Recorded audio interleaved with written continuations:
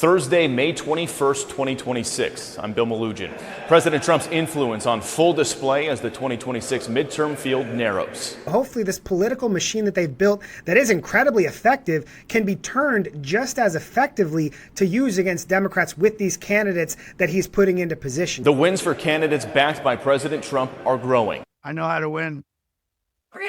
Some of them don't know how to win. I know how to win.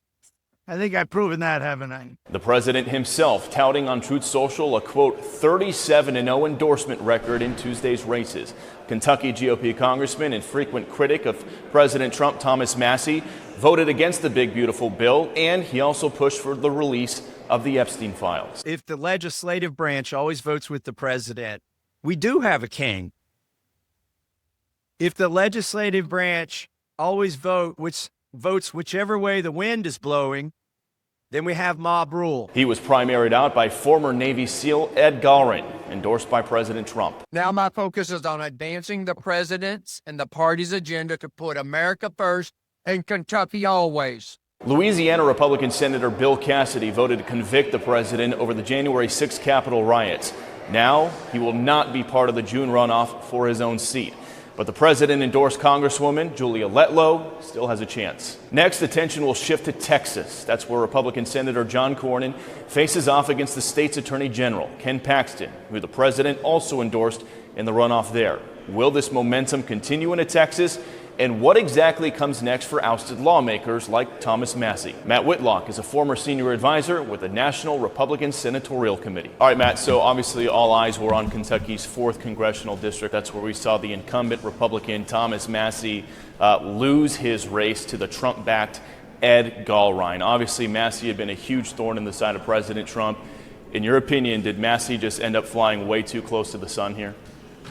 He did. And what people are missing here is this has gone on for a very long time. Thomas Massie got crosswise with President Trump all the way back in 2019 when he voted against President Trump's efforts to have an emergency declaration for border wall funding. And so Massie's trying to sort of frame this loss as him versus Israel.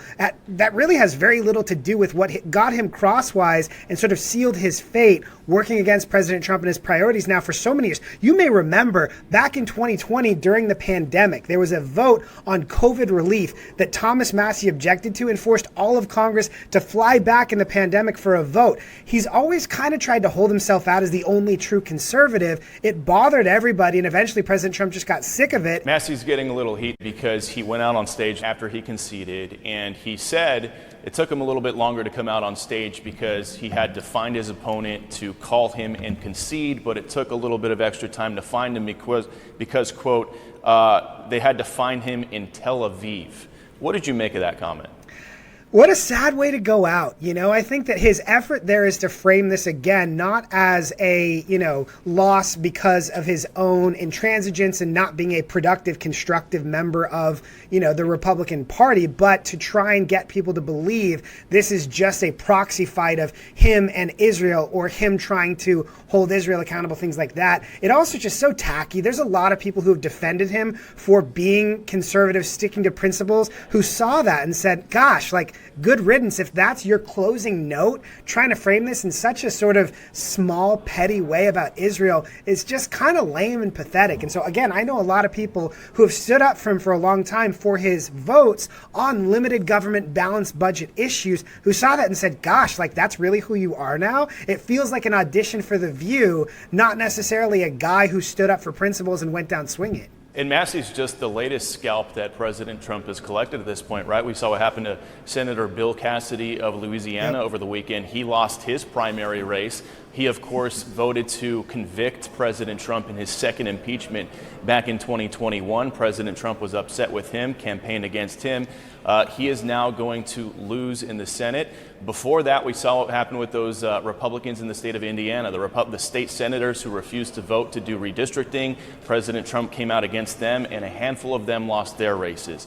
The president has to be feeling some wind in his sails right now. Basically, if you don't listen to me, if you don't go with the flow, I'm coming after you. I think that's right. And I think one thing that Republicans need to be cognizant of is it's a lot easier to beat other Republicans than to beat Democrats in November. And so hopefully this political machine that they've built that is incredibly effective can be turned just as effectively to use against Democrats with these candidates that he's putting into position. Now, Bill Cassidy, I think, is a little bit different from Massie in that I think President Trump's frustration with Cassidy was over impeachment, and he never let that go. Cassidy tried to find a lot of ways to work with the administration, including helping confirm RFK Jr. as HHS Secretary, even though we knew he had a lot of reservations. But I think Cassidy just never got over the hump of that impeachment vote. And with Indiana, I think that Indiana Republicans felt like they were holding to principle in a environment and an era where principles have kind of been thrown out. And once Virginia Democrats tried to go as nuclear as they did, those Indiana Republicans looked like they were just kind of out of tune with what the sort of existential fight between Republicans and Democrats had landed on. And so Indiana also, to me, made a lot of sense just because you got to a point where we weren't willing to play the same game. Democrats were willing to go nuclear, and we had some Republicans in Indiana who just weren't willing to step out that far. But again, I do hope more than anything that we can use this incredibly effective political machine to now turn against Democrats, because I feel like President Trump does have wind at his sails, both in terms of consolidating power, but also after the Supreme Court decision in Virginia and a number of other environmental things that are working in the direction of having someone like Hakeem Jeffries looking around and feeling kind of uncomfortable about the odds going into these midterms. Well, all eyes are going to be on the state of Texas next week. Big runoff election there between Texas Attorney General Ken Paxton and Texas incumbent Senator John Cornyn. President Trump obviously making a big announcement saying he is going to back and endorse Ken Paxton over John Cornyn. And Chuck Schumer came out after that and said that he feels Democrats' chances just got a whole lot better in Texas because of that. What do you make of that Trump endorsement? I think the Trump endorsement follows a lot of polling that has shown that James Tallarico is a bad enough candidate that even someone who might have sort of usable baggage, like some have suggested Ken Paxton has, could still beat him. There's been polling that that's shown that really since the time Tallarico won his primary, both Paxton and Cornyn could potentially beat him. That's what I think has been served to the president. I think that the challenge for Republicans is still the fact that Democrats will now spend considerably more money against Paxton than they likely would have against Cornyn, which may take resources from some states that Republicans had hoped to have more money to compete in, like New Hampshire, Georgia, and things like that. However, I think Tallarico is such a phenomenally bad candidate that if I'm a Democrat, I'm not, spiking the football too soon, because you've got a guy in Texas who wants to reduce meat consumption to fight climate change and who believes there's 6 genders. So good luck with that, Chuck. I think that one thing Republicans are starting to sort of make peace with is, as a senator, Ken Paxton will do a lot of good things, and help them out. It is just going to be that question of resources. John Cornyn, I think, had tried to really show a lot of ways that he'd worked with the president. He voted with him 99% of the time. He was really on board, but at the end of the day, Paxton was able to make a compelling argument that I can still win and not necessarily hurt your chances. Yeah, after Trump made the announcement, we talked to a bunch of Republican senators here on the Hill. And Matt, not a whole lot of them were happy about this announcement. We talked to Lindsey Graham, Lisa Murkowski, Susan Collins, John Hoeven. All of them said they were disappointed with President Trump's selection of Ken Paxton.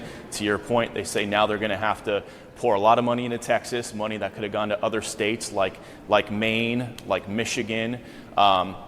What do you make of some of the Republican senator pushback that you've been hearing since that announcement? I think a lot of it is that resource question, because we have a very expensive midterm cycle coming. We've already seen the reservations coming in from Chuck Schumer's PAC. We've seen just how much they're willing to spend. But also even beyond Chuck Schumer's PAC, the larger sort of Democrat dark money universe has essentially endless money to play with. And so we really do have to focus on using it where we can. And I was at the National Republican Senatorial Committee in 2020, which is this same group of senators, and even in Texas, with MJ Hagar, who, as a name you may remember because I know you spent some time in Texas, a totally unserious candidate, they still spent over $100 million on her. And so Democrats will have endless money to use. Republicans always have to be more tactical, which is one of the reasons that I think President Trump had initially been leaning towards endorsing Cornyn. And so that's why Republicans are looking at this and saying, does this increase or shrink our chances to grow our majority? And I think that's where they're feeling here. They've also worked with John Cornyn, who's been a good conservative Republican senator for a long time, and feeling just a little bit baffled, especially also because this does impact their ability to advance the agenda, to have the president working directly against Bill Cassidy, now John Cornyn, their colleagues, as he's also trying to accomplish things in his agenda before the midterms. And so it complicates a lot of things to have him kind of throw down the gauntlet like that. Senator Cornyn says he's going to stay in the race, says despite that Trump endorsement, the decision is up to Texas voters, and he thinks he still has a chance there. In your opinion, though, is that Trump endorsement for Paxton the kiss of death for Cornyn? I don't necessarily think so. Cornyn has run a good campaign. He's got very good strategists. It's been neck and neck, and there's been polls in the last few days that have shown either man leading. And so I do think it's close. President Trump's endorsement obviously carries a ton of weight. That's what we've seen across the country in different races. So it does change the calculus. But I think Cornyn's right to stay in this, fight to the end, give Texans the chance to weigh in on their vision, because they'll also be taking into account what it's going to look like between now and November and who has a better chance against James Tallarico. Because if I'm a Texas Republican, or just a person living in Texas and seeing what James Tallarico wants to do to the state, it's catastrophic and it's very scary. And so they're going to be thinking existentially, who can make sure we don't lose this seat to somebody who talks like a radical socialist, who again believes that God is trans and all sorts of insane things. All right, Matt Whitlock, former senior advisor to the National Republican Senatorial Committee. Thank you for your time, and thank you for your insights as always. Have a good one. Thanks, Bill. Good to be with you.